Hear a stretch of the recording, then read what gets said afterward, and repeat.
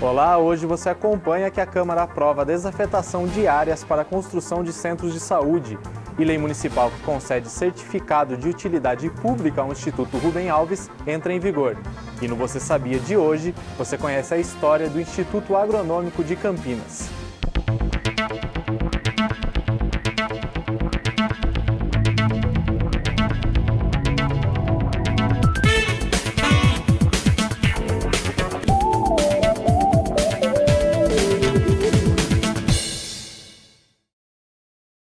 A Comissão Permanente de Constituição e Legalidade realizou a 13ª reunião na tarde da última segunda-feira. Vamos ver. Os vereadores presentes analisaram ao todo 22 projetos. Um dos destaques foi o PLO 227 de 2013, que ganhou o voto favorável dos vereadores. O PLO institui a reserva de vagas em estacionamento para veículos que transportam pessoas portadoras de deficiência física. Outro projeto aprovado foi o PLO 164 de 2015, do vereador André Von Zuben, que dispõe sobre a atividade de food truck em Campinas. O projeto de lei de autoria do Executivo Municipal, que proíbe e pune com multa quem jogar lixo nas ruas, ribeirões, rios e outros pontos da cidade, também foi analisado e recebeu voto favorável da comissão. Ao todo, 8 projetos foram aprovados e 7 arquivados. Os demais foram retirados de votação através de pedidos de vista. A desafetação de áreas para a construção de centros de saúde foi aprovada pela Câmara. A Câmara de Campinas aprovou na noite desta segunda-feira, durante a 50ª reunião ordinária, projetos de lei do Executivo que desafetam 2 terrenos para que neles possam ser construídos centros de saúde financiados pelo governo do estado por meio do projeto Renova SUS. A primeira área é uma praça no Jardim Satélite Íris, entre as ruas Antônio Fonsec e Ana Monteiro Herbeta, com 4.282 metros quadrados. O outro local que será desincorporado é uma praça no Jardim Florense, com área de 3.195 metros quadrados, entre as ruas Oswaldo Peralva e Heloísa Galbiati, ao lado da Escola Estadual Newton Opperman. O presidente da Comissão de Política Social e Saúde fala da importância da construção dos centros de saúde nesses bairros. Esses 2 módulos estão contemplados no Renova SUS, que são um banco com financiamento a fundo perdido do BIRD, que vai ser construído 2 unidades importantes. Esta primeira desafetação é do Satélite Íris 2, vai ser na Praça do Satélite Íris 2, e logo em seguida tem a desafetação do Florense, onde nós estamos com uma unidade lá interditada por problemas estruturais, que nós precisamos uma urgência para que seja construída também a unidade lá do Jardim Florense. O projeto de fortalecimento da gestão estadual da saúde prevê a liberação de até 100 milhões de dólares do Banco Interamericano de Desenvolvimento na região metropolitana de Campinas para 48 projetos na área da saúde através do projeto Renova SUS. O líder de governo na Câmara diz que é preciso que as matérias sejam aprovadas o mais rápido possível. Nós teremos com isso mais 2 centros de saúde, um para o Jardim Florense e outro para o Satélite Íris, que estão necessitando de novos centros de saúde. A Prefeitura, inclusive, já tem a verba para fazer. Com essa decisão aqui, nós vamos ajudar a que essa construção seja feita o mais rápido possível. Os projetos seguem agora para a segunda discussão e, se aprovados, vão para a sanção do prefeito municipal. Aí sim os terrenos vão estar liberados para a construção. O presidente da Comissão Permanente de Economia e Defesa dos Direitos do Consumidor comenta o descumprimento da lei que obriga restaurantes, churrascarias e lanchonetes a terem cardápios em braille. No primeiro semestre, o Procon Campinas multou 108 estabelecimentos.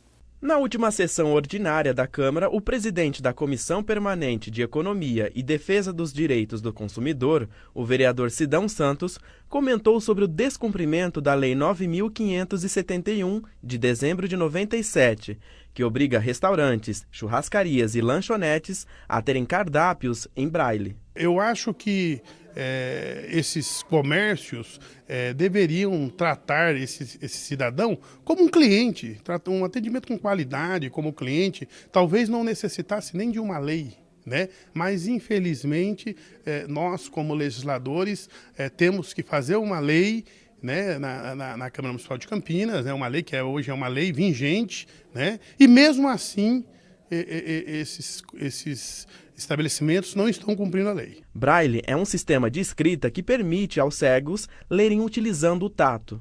No período de janeiro a julho desse ano, o Procon Campinas fiscalizou os estabelecimentos e, de um total de 435, 108 foram autuados por não ter o cardápio. Nós estamos cobrando, como presidente da Comissão de Defesa dos Direitos do Consumidor, constantemente ao diretor do Procon, né, estamos cobrando do Dr. Ricardo Quiminazo, né, para que faça diligências e autue, porque o cidadão campineiro que tem uma deficiência visual, ele tem que ser tratado como cidadão, como cliente e como consumidor. A campanha de vacinação contra a poliomielite foi prorrogada até o próximo dia 10 de setembro. Um balanço divulgado pela Devisa, o Departamento de Vigilância em Saúde, indica que até o momento, cerca de 40 mil crianças foram imunizadas durante a campanha iniciada no dia 15 de agosto.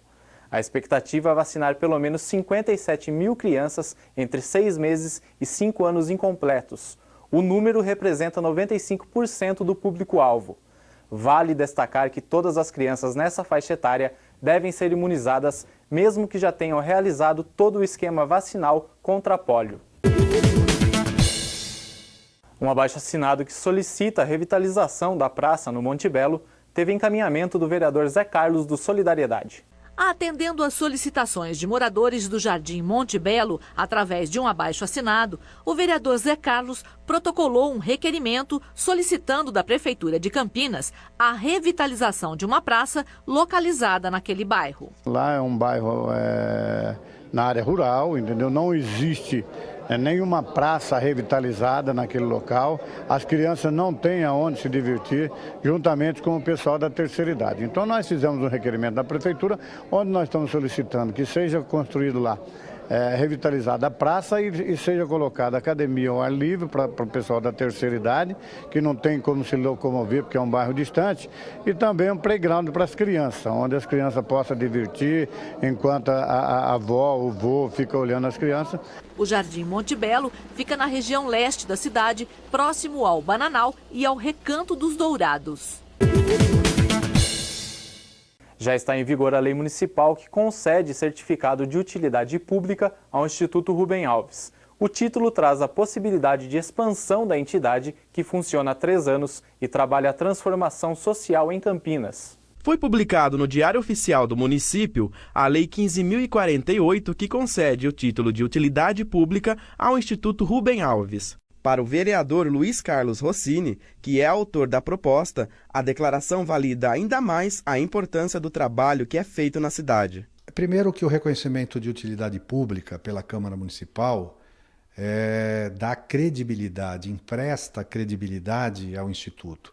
É o reconhecimento da cidade, de que aquele instituto desenvolve um papel importante para a sociedade campineira. O vereador acredita que o certificado de utilidade pública vai ajudar a instituição a ampliar os horizontes e objetivos. E a partir disso qualifica o instituto, inclusive, para se habilitar a receber recursos públicos, fazer parceria tanto com a prefeitura como outros órgãos públicos, permite o instituto no futuro, inclusive, ser reconhecido como entidade filantrópica. O Instituto está de casa nova e passou a funcionar no Jardim Chapadão. Em todos os cantos em que você olha, pode encontrar um pouco de história de Rubem Alves. Hoje, dentro do Instituto, no acervo, nós temos os objetos pessoais, nós temos as suas premiações, nós temos cartas, postais, os objetos assim muito particulares de Rubem Alves, a linha do tempo. Então, realmente, cada detalhe hoje foi pensado, as gaiolas, os pássaros. E para quem visitar a sede do Instituto tem que ficar atento, porque até a porta instalada no local tem ligação com o escritor. A história da porta é uma porta que ficava no consultório de psicanálise do Rubem Alves e foi construída por ele mesmo, ele que colocou as folhas, as imagens, e nós conseguimos resgatar essa porta e hoje ela faz parte do Instituto Rubem Alves. Segundo a diretora do Instituto, os diversos trabalhos realizados por eles ajudam na transformação social da cidade. Esses projetos colaboram na parte do incentivo à leitura, na transformação social, na parte de formação de educadores, e isso eu acho que Campinas, né, merece e é um patrimônio que o Rubem Alves realmente deixa para a cidade. Para a diretora, apesar do pouco tempo que a entidade tem de existência, eles levam adiante um trabalho que está em expansão e foi totalmente pensado por Rubem Alves. Ele é tão novo, né? O Instituto foi fundado com o Rubem Alves, ele acompanhou todos os projetos, tudo foi idealizado e construído junto com o Rubem, né? Então, realmente, em 3 anos de Instituto, eu acho que nós estamos no caminho certo.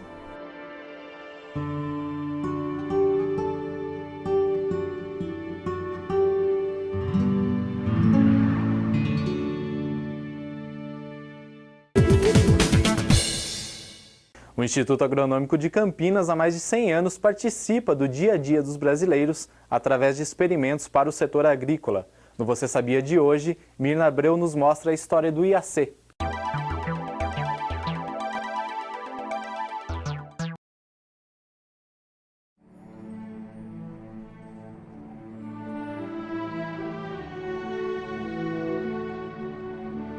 Instituição da administração direta da Secretaria Estadual de Agricultura e Abastecimento do Estado de São Paulo.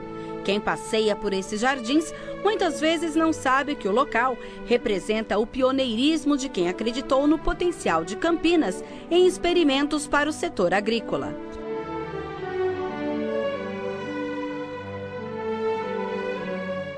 128 anos de história de ciência e tecnologia para o setor agrícola. Fundado como Imperial Estação Agronômica por Dom Pedro II, o Instituto Agronômico de Campinas desenvolve pesquisas em todos os segmentos da agricultura. E o arroz e feijão do prato do brasileiro tem tudo a ver com o trabalho realizado aqui.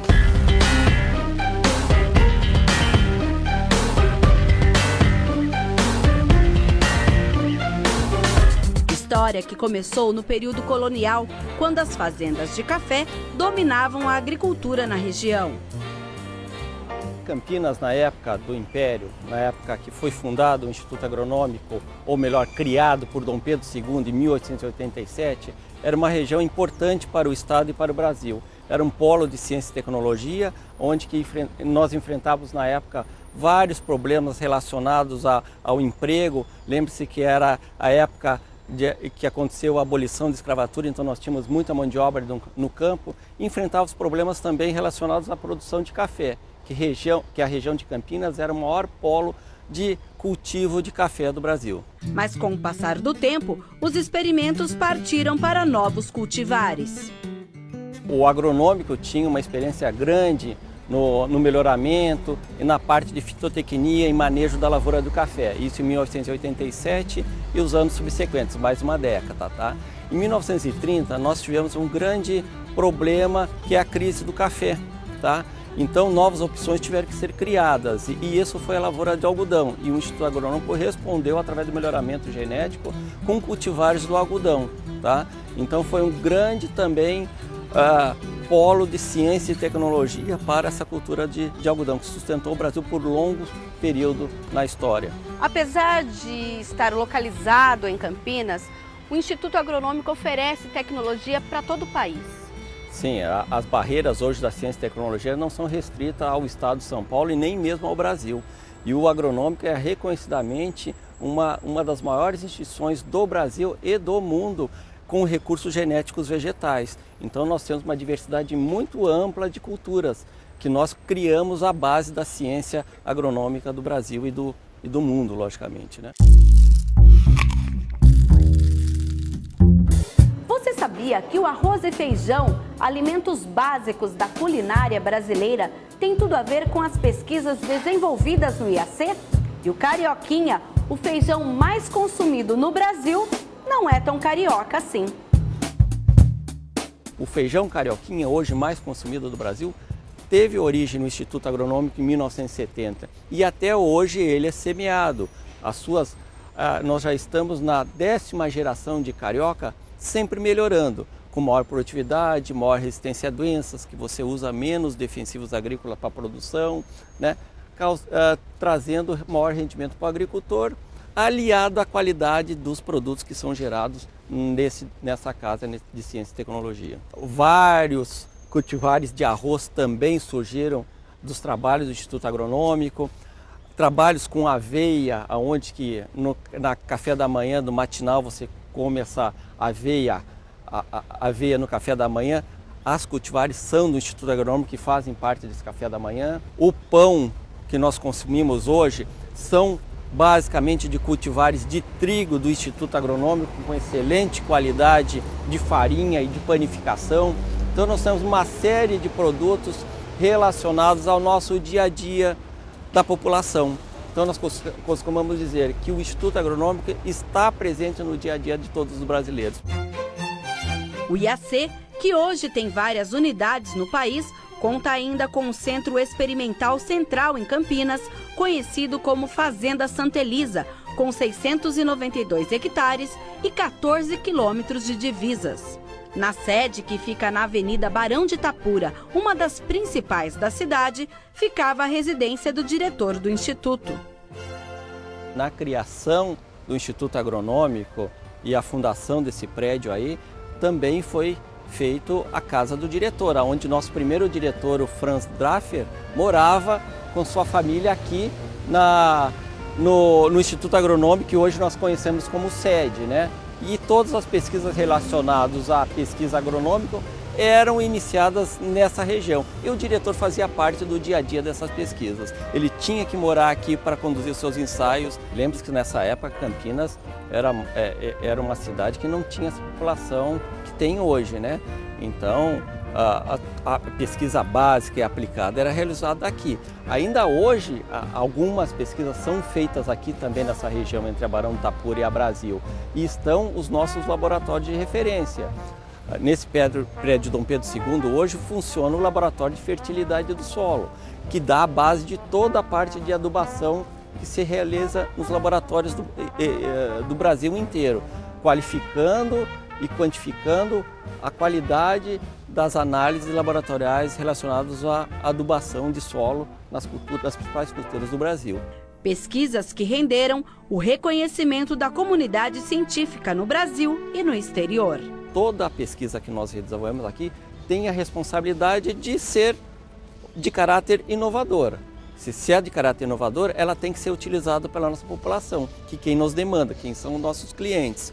Então nós temos todo um processo de geração da ciência, desenvolvimento da tecnologia e transferência desses para os setores de produção, ou seja, a indústria, ou o mercado, ou diretamente ao consumidor. Nós trabalhamos com mais de 90 espécies vegetais, tá? E essas espécies vegetais, elas produzem cultivares.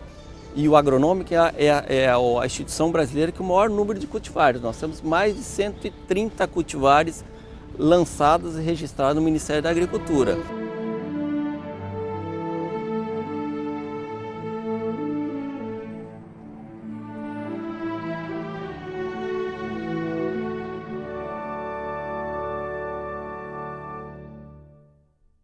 E essas foram as notícias de hoje do Câmara Notícia. Até amanhã.